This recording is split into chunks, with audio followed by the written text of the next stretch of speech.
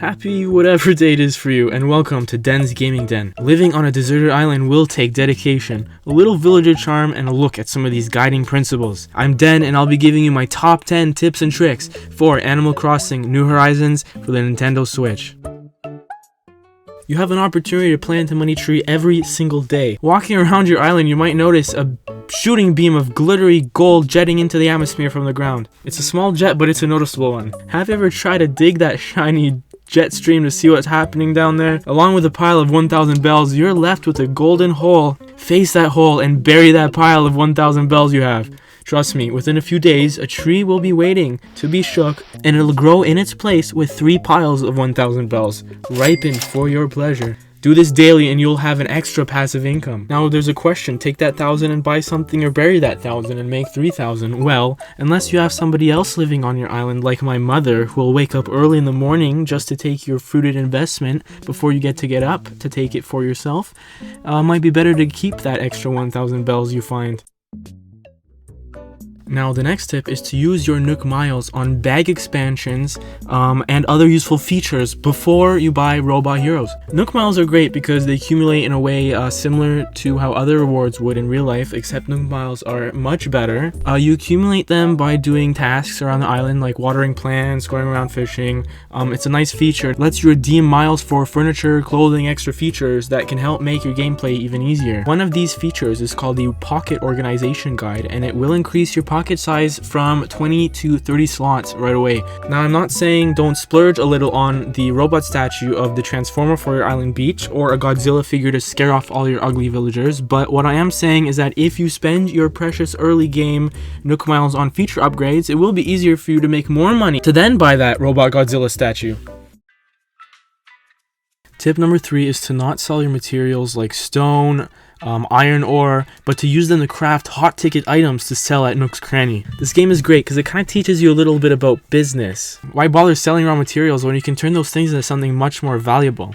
The resources you collect from rocks and trees, such as wood, iron nuggets, stone, clay, they can all be used to make items. The biggest tip here, however, is that every single day at Nook's Cranny, they're going to buy something called a hot ticket item. So on that day, they'll pay double what that item would typically be worth. The best part is that most of the hot ticket items that I've seen so far are craftable or pretty easy to obtain. So when demand comes up for a hot ticket item that I see is an easy recipe and I have all this stuff already stacked up in my storage, I quickly make a bunch of it and I sell it off.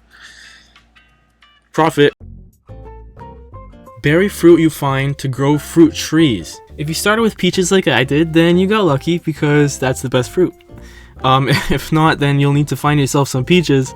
I'm just kidding, but the truth is, the key to a fruitful island is diversity. Your native fruit will always sell for less at your local Nook's Cranny than other fruit that you can find. I don't like pears much, but I found them and I grew them on my island so that I could sell them. The peaches I sell on my island only go for about 100 bells, but the pears I have, they sell for 500 each. Coconuts are great too, but they sell for 250 no matter what. They're all great, so make sure to bury fruits into the ground to grow them into your own trees so that you can then harvest fruit from them consecutively and consistently, like passive income. You can find new fruit trees when visiting other islands. You can come visit my island, but you'll have to watch me play on Twitch for that. So follow on Twitch at Den's Gaming Den to be notified when we go live, and come say hi. I'm excited about building a little community with you here, so come meet me.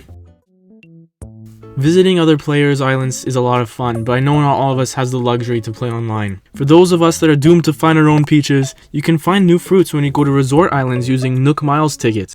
Go to Nook Miles Resort Islands for lots more resources and to find new things. These tickets are redeemed from resident services in that little machine there, but essentially you can use a ticket at the airport to then take you to a resourceful paradise away from your own. These are randomized islands and they're great because you can leave as many holes as you want. Along with novel fruits, you'll come across other things that you won't come across on your native island, such as bamboo. The best part about these islands is that even when you've exhausted your own island, you can always go here to then find an abundance of more resources. Along with the Pocket Organization Guide, you can come home with a lot of useful things that you can then craft to then sell and make a lot of money. The desert islands are also great on days when special people come to visit that pay premiums on certain product categories. One example is Flick, who is a lizard that pays 1.5 times typical prices for any bug that you bring him. The same goes for CJ the otter, who will do the same for fish. Now, Tom Nook didn't tell you or me this, but your island holds many secrets. And one of those secrets is the mysterious daily accumulation of bells that spawn from a rock on your island. Yes, but it is quite spectacular, getting a chance to hit rich from mining a rock. All you gotta do is hit every single rock on your island until you find it. It's basically that simple. In previous Animal Crossing games, when you hit the rock and you didn't find the money, you would get nothing. But in this one, it's much easier because New Horizons gives you a chance to find iron ore, stone, clay, and gold nuggets. Okay, pay off your mortgage and get another loan as fast as you can. Don't be scared to pay off that mortgage and get another extension of that house right away. No, I don't work for Tom Nook.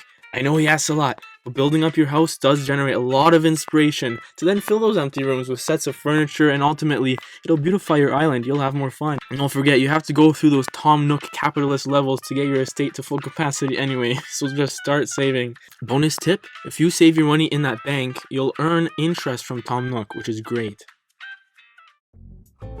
I'm going to teach you to harvest rocks in this way so that you can get as many resources as you can. Once you hit a rock of any kind, there's a time limit before it stops giving you resources, so you want to try and hit the rock as many times as you possibly can. Except when you hit the rock, you're going to get knocked back. When your character gets knocked back, it's going to force you to waste time moving forward to then get closer to hit the rock again. There are more optimal ways. If you stand in the corner of a rock and you mine behind you to kind of encompass you into that corner, you can then hit the rock in a diagonal. Mash the A button as much as you can and it'll stop you from moving forward but still let you hit the rock and get as many as up to 8 resources. Let me know in the comments if that works for you and what you do yourself.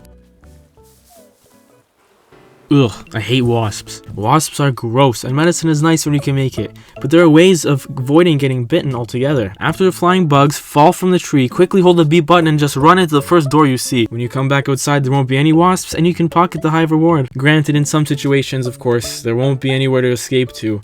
Before you shake a tree though, have a bug's net ready in your hand to capture the wasps. If that doesn't work, I've heard there are rumors that party poppers can help fend off the wasps, but I haven't tried this myself. Let me know if you have, and let me know how you fend away the wasps down below.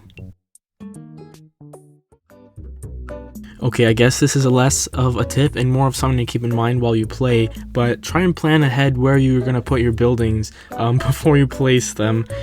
Just know that when you are placing Leonardo's tent or whoever's tent for whoever you started with, not too long after, you will have to also find spots to erect at least 3 other buildings to begin with and several other land plots for your residents to move in. So there's a lot of different buildings that you're going to be putting into place. I know it might be difficult to envision exactly how you'll want things to look, especially because you don't have access to those crazy tools until close to the end of the game where they'll let you kind of change things up a little bit more. But for now, just know if you put someone's house in the way of everything else, you might have to pay another 5,000 bells just to relocate it like I did, and yes, it bothered me that much. Just plan it, okay? Okay. If you like the tips that we had today, hit the like button, but don't forget, please subscribe. If you like our content, we'll be posting more videos about reviews, more tips, and we're also on Twitter. If you want to see us live on Twitch, we're also streaming, so come say hi.